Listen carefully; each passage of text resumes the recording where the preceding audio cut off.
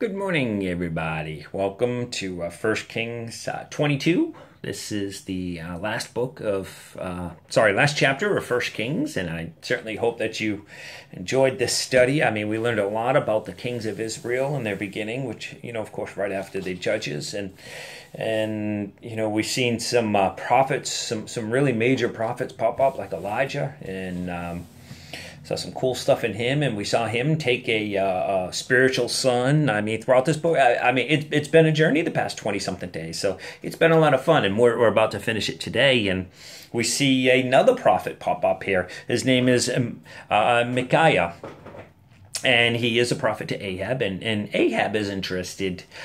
He wants to go and take this city from Syria.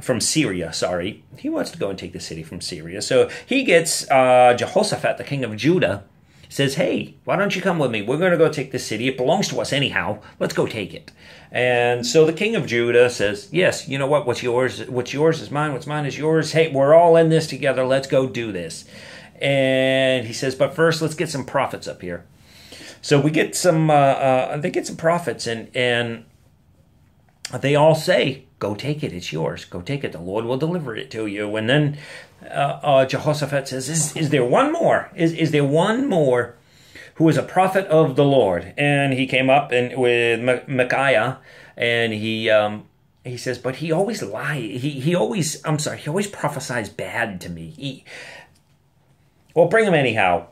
And Micaiah says, go and prosper, for the Lord will deliver it into the hand of the king. And I believe he probably said this with a little bit of an attitude, or a little bit of a something like, go and prosper, because, that's what you want to hear, so that's just what I'm going to say.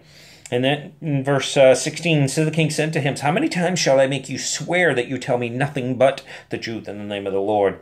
17, then he said, I saw all Israel scattered on the mountains, as sheep that have no shepherd. And the Lord said, these have no master. Let each return to his house in peace. So he prophesied that the king was going to die again. And that is what happened. That is what happened. But then what I want to look at is here. I want to take a look at, I'm going to read verse 19. And go down a few verses. It said, then Micaiah said, therefore, hear the word of the Lord. I saw the Lord sitting on his throne, and all the host of heaven standing by, on his right hand and on his left. And the Lord said, who will persuade Ahab to go up, that he may fall at Ramoth Gilead? So one spoke in this manner, and another spoke in this manner. Then a spirit came forward and stood before the Lord and said, I will persuade him. Then the Lord said to him, in what way? So he said, I will go out and be a lying spirit in the mouth of all his prophets. And the Lord said, you shall persuade him and also prevail. Go out and do so. Therefore, look, the Lord has put a lying spirit in the mouth of all those prophets of yours, and the Lord has declared disaster to you. Okay? Now, I want to make sure that we're clear on this, that, you see, the Lord is not going to put a lying spirit in the mouth of a Christian. Okay, I want you to understand that God is not going to do that. That these are the prophets of Baal. These are the ones that are already evil. And what the Lord does is the Lord allows an evil spirit go ahead and enter them. You see, God is always in control. Number one. Number two, God cannot sin. Okay, therefore, God is not going to force you to sin. Okay?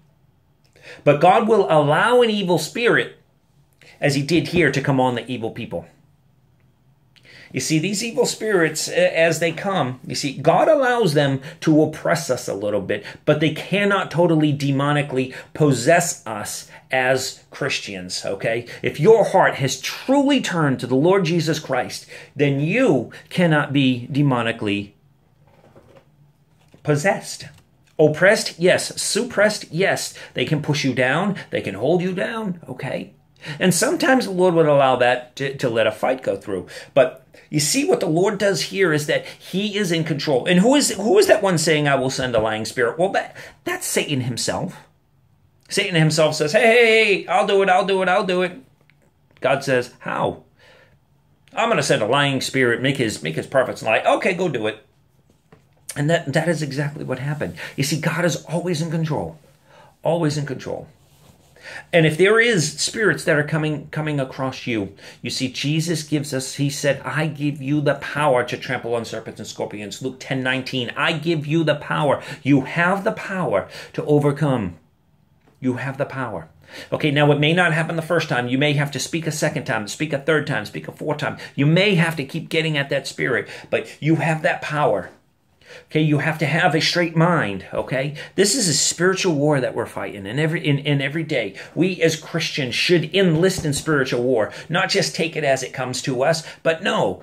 Think of the military of the United States. Most everybody in there enlisted. Okay, I don't remember when's the last time they drafted. Everybody in there enlisted. They enlisted to go and fight. And this is what God is looking for from us. People that will enlist and go and fight. Enlist and go and fight. God has given us all the power we need. Jesus sent out the 12. He said, go out, cast out demons, and heal the sick. He did that to his 12 disciples. Well, you say, well, yeah, well, that's just his 12 disciples. Well, he turned around and did it with 70 and said the same thing. Those 70 represent all Christians. That you are to go out and enlist in a spiritual war. God is in control, and he's given you the power. Will you use it? Have a super day. I love you all. And starting tomorrow, first chapter in the book of 2 Kings. Ciao, ciao.